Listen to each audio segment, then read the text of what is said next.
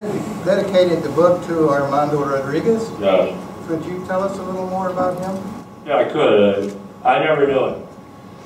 He was a reporter on Diario, which essentially was the LA Times, you know, the straight daily newspaper in Juarez. The year he was murdered, November 13th, 2008 at 8:30 in the morning. He was warming up his car in front of his house to take his 10-year-old daughter to school. Two guys came up and executed him. It was a perfect hit. I mean, you know, nice tight pattern through the window.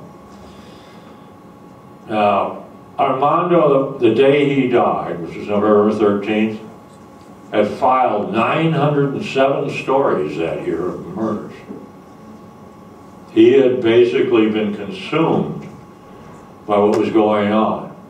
Trust me, 906 stories, I don't even do that, but 907 stories in 11 months, that starts to be like work. And he became obsessed. See, Molly corresponded with him, and she had this eerie email from him when she asked him something. He asked her if anyone here was noticed what was going on, and she had to tell him no. So that's why I dedicated the book to him. I mean, the hell with the journalism awards. I like them, you know, what the hell I got to. They had a free bar last night, right? That's the award. I mean, it doesn't get much better than that. But what this business is really about is that guy. That's what you're really being trained to do. All the other people in the society have to go to jobs, do this and that. You're being paid to go out and pay attention to the thieving people that run the government and everything else. You're being paid to report, to come back, so people are alert. Because we can't make this damn thing work unless people know what's going on. That's where we want you to be fair, you know, leave your prejudices in the saloon or someplace, but that's the job. Armando Rodriguez did it for a city. They ought to build a statue to him someday after the slaughter's over. How do you cope with living in a shadow land? How do you decide what situations were solid enough to be mentioned in the book? I think that's 2 questions. Oh, God, I don't know how to... You know, part of it is by gut. You know, part of it is, take Molly's appendices. There were 1,600 murders that year. The appendices only covered a little, almost about 4 months. Because it's, I think it's 15,000 words long at that. What I tried to do, and you're the judges, is pick things that were representative that explain the whole. That's all this racket's about, in a sense. And you just, in this case, it's worse than others because their hard facts are hard to come by. The only hard fact I know in Juarez is a corpse. There is a body. Once it hits the ground, magical explanations appear as to why the person died and who killed them. And you just have to sort through that. It's not an easy thing to report. My advantage is simple. I'm a U.S. citizen. And so that makes me relatively bulletproof. The reporters in Juarez are risking their lives. Even though what they can write is constrained by the government, they're at real risk. I'm not. I can be the holy fool. I have a bulletproof passport I carry in my pocket. You identify silence as a theme in your book. How was it that you were able to record names and background stories of victims who were murdered? After Armando was murdered, bylines started disappearing from the newspaper. There was no authorship anymore. That's because people didn't want to die. There's a person you should fly here on your magic carpet named Armando Rodriguez, who's covering all this in Juarez. And all her friends, it's almost like they have a goddamn pool once she'll be murdered. Because she's doing real stories under a real name. She's a very intelligent person. And you know, what you wonder is how long can you get away with this? Because she's not me. She doesn't have the U.S. passport. She gets killed and nobody here ever knew she existed.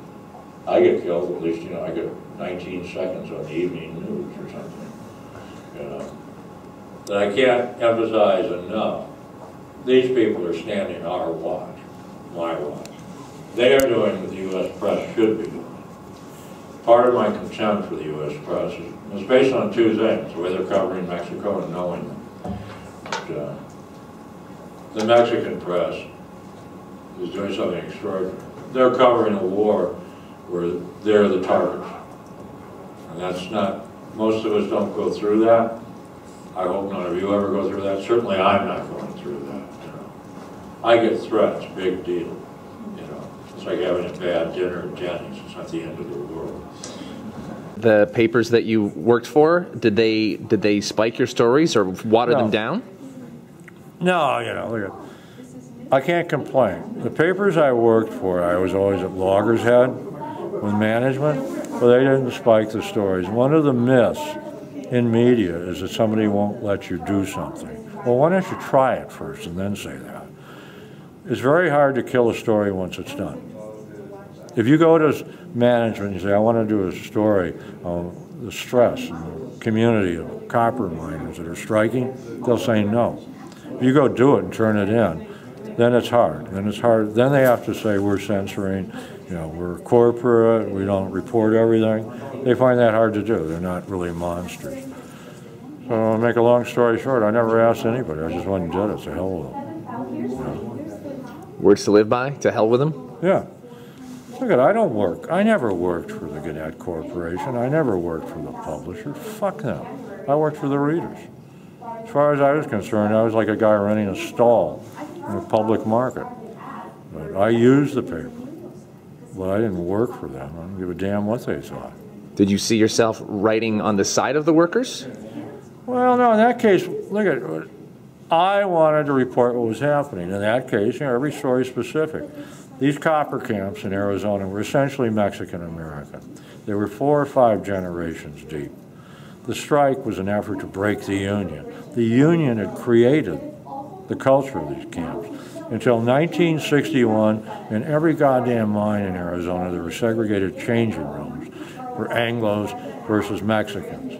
The steel workers came in and said, that's over today. So these workers were mainly Mexican-Americans. They wouldn't question the union. They actually didn't want to strike in 81 or 2, but the union had made them. So they went along and they got destroyed. And what I wrote about was the destruction of human communities that were almost 100 years old, you know, that people loved. It was generations. Their grandfather worked in the mine. And I recorded it, and I recorded how it was destroyed. That's it. So bearing witness is what you see as your job. Yes. I mean, in the end, you have to trust people to make their own conclusions about what you write. You can't be a preacher. You show, you don't tell as much as possible. And what they were being told by management, by most media, was a bunch of greedy miners were violent and deserved what happened to them. And I let people know what it felt like to be a miner, that's all. And look, it wasn't easy. I had death threats from miners. You know, there were riots, I was in them. You know, in these camps, you know, they had to send in the National Guard and all that. Well, that was my job. And did you get my job's to report it, not approve or disapprove. Mm-hmm. I mean, I went and interviewed a scab who almost got killed. He's sitting there, his head all encased, you know, I took a brick in the face. Well, what do you think? I agreed with the guy who put a brick in his head? I didn't.